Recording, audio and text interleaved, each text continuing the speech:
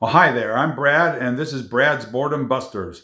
Glad to have you back, and on this video, we are going to go over tips, tricks, and hacks on being a multi-medium artist. I will show you what it takes to be a multi-medium artist. I will give you tips on workspace ideas and storage solutions, and the materials that you would need to be a multi-medium artist. Stay with me till the end of the video and I will show you what's coming up next. And now let's fade to black and roll that intro.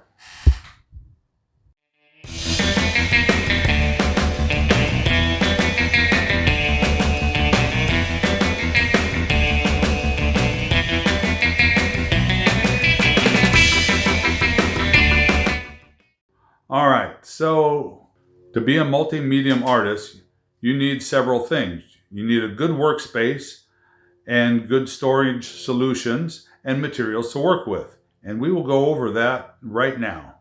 So my workspace is one of the bedrooms in my house. It measures 11 by 13. It's got a hard surface floor, laminate, and which makes it easy to clean things up off of if you spill. Makes it easy to roll around in my work chair.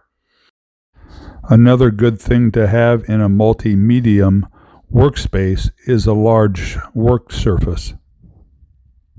It helps you be able to spread out your materials, see what you have. It's handy for cutting patterns and jewelry making. It's constructed out of a melamine top with a wood edge. You can get this kind of material at any of your home improvement supply stores, and they can cut it to whatever size is best for you. I have a simple frame underneath it, and then the base is just metal filing cabinets. The filing cabinets act as a storage space for a variety of materials, and we will get to that in a little while. The next important surface in my workspace is my sewing table. With this, I can create all my quilt wall hangings. This table used to be a dining room table. I got it at the Goodwill outlet store for $5. I resurfaced the dining room table with a fiberglass panel and then put a wood edge around it. So you see, for not very much money, you can have a very custom work surface for sewing and quilting. It doesn't take very much money. All the materials plus buying the table probably cost me less than $30. Just a little bit of time and sweat equity. So the surface is cut out to custom fit my sewing machine. You can do this using your own machine as a pattern. And then all you have to do is build a lower surface that brings the machine down flush to the top. So another trick that you can do with your sewing table is to make a custom fitted plug to go in where your sewing machine is. So you just take the machine out and insert this, like this. Unplug it from underneath.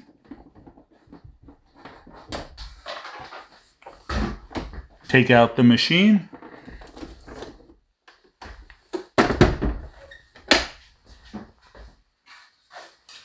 Insert your plug.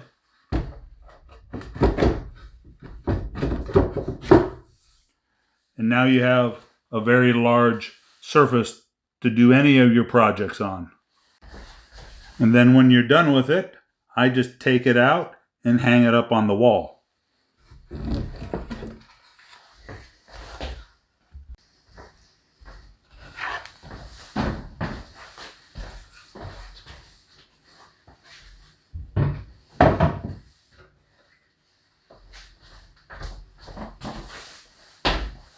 Simple as that.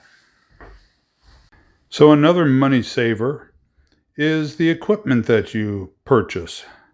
I recently got this Brother 4000D combination sewing and embroidery machine. I purchased the sewing machine secondhand from a reputable sewing center. They took it in used and refurbished it and sold it then, and I got it for a fraction of what it was new. But it still has all the modern features, and I'm very happy with it. So look for good used and refurbished equipment either online or at local sewing centers. It's worth it, and it is a good value. All right, let's next talk about storage solutions for all the materials that you need to do your projects. I bought these containers at the craft store. They're designed for sewing. You can see this one is designed for all the spools of thread that I have. This one actually came with that spool holder, but I took it out so I could use it for all my sewing machine needs. Pins, but all the different feet and chalks and tape measures and sewing needles. So you don't have to necessarily use the container the way it comes. If part of it can come out and you can utilize it for a better purpose, then do so. Another simple hack for my sewing supplies is simply a nail in a stud on the wall. My quilting rulers, they all come with a hole in it so I can hang them all together. The plug for my sewing table then can go on the wall next to it behind the door, plus my painting smock. I use these two drawered storage containers for my textiles, all my different fabrics, and some materials on the top for stabilizing. So another storage solution is the filing cabinets that make up my desk. I have each drawer labeled for a specific purpose. That way I keep organized and I know where everything is when I need to get to it. I also like these plastic drawered containers. They make a good vertical storage solution. I have the one tall one designated for my acrylic craft paints. What I did was take cardboard and then hot glued dividers in there so I could keep the paints organized. That way they're not all moving around and I can keep them separated by color groups. The bottom two drawers are for fluid art projects. Those carry my paints and stirring sticks and other things I need for fluid art.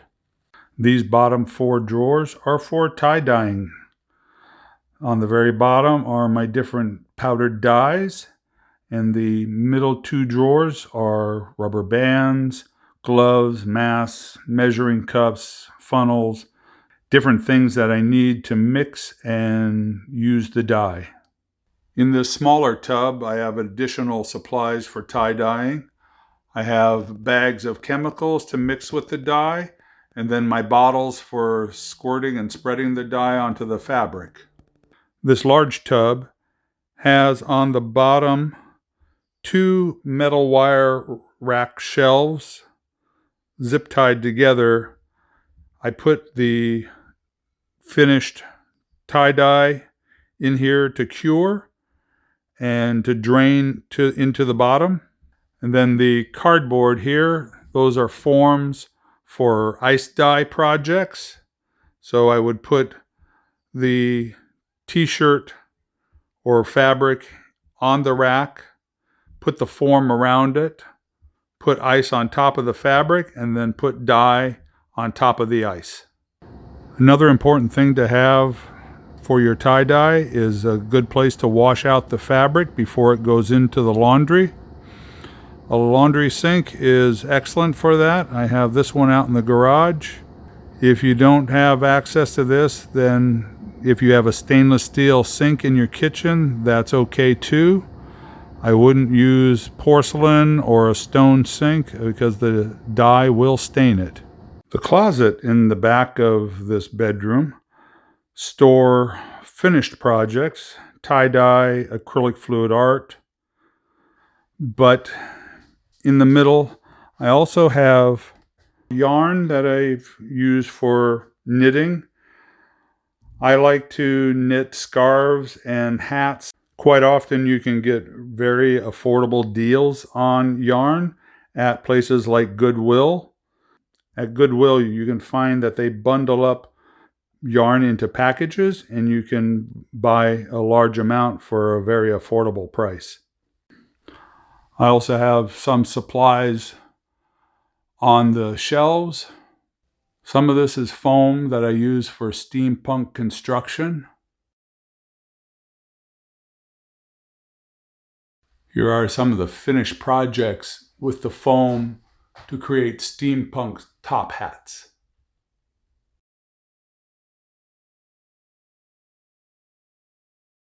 This drawer is for my jewelry making supplies. I love these metal file drawers. They hold quite a bit, so I can try to contain all of one medium into one drawer. So I have one drawer for jewelry, one drawer for art supplies. I try to keep it organized in that fashion. In one of the drawers on my desk filing cabinet, I have my acrylic painting supplies for painting landscapes and other fine paintings. So it's very simple to store a lot of canvases in one of these large storage bins. Then that just slides right underneath my sewing table out of the way.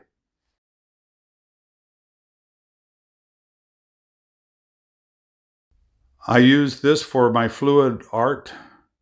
It's a plastic tub that I got at Home Depot. It's designed for mixing cement in. And then all I do is put a few pieces of molding across the top to hold the canvas up above it. That way the paint falls into it when I'm blowing or pouring or dragging, whatever method of fluid art that I'm creating. And it's best also to put a piece of heavy plastic down on your table underneath the tub, just in case you have some runoff anyway.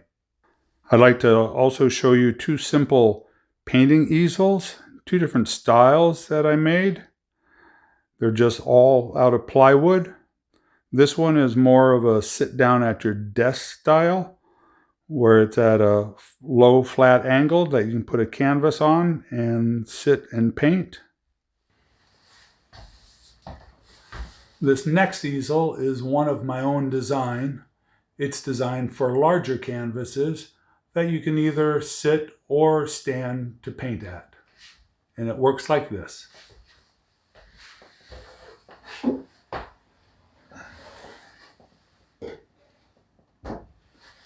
It has a support in the back.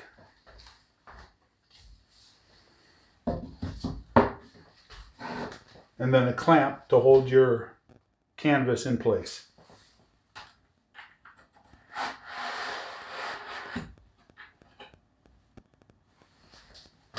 Just like that. It's not too difficult. It's all plywood. Some of it was even scrap that I had in my garage. And then a couple pieces of hardware I had to buy. It just has a simple easel support in the back that folds up flat and then it closes down and can lock up. And the bottom of the easel can be used for storage. And last but not least is my old faithful ironing board. Everyone needs a good ironing board if you're going to be doing any sort of textile work, whether you're making clothes or making quilts. So this one is always good for full-size yardage. Once you get it home, you need to iron out the creases. But if you're doing quilting and you do a lot of piecework, then you need to do a lot of small piece ironing. And for that, I want to make a portable ironing board, one that I can keep here right next to my sewing machine. So in our next video, we'll be making an ironing board and I'll show you how and you can have one for yourself. Well, that was far out. I hope everyone had a good time with that show and tell. I hope it gave you some good ideas. So I'm glad you stayed to the end of the video, because on our next video, we'll be doing a portable ironing board. We'll be building one for my table, so I have something to work on when I'm piecing my quilts. And you can make it any size that fits your work surface as well. So thanks for stopping by and watching our video. I hope you liked it. Give it a thumbs up, tell your friends, and please subscribe. Have a far out day and bust out some art.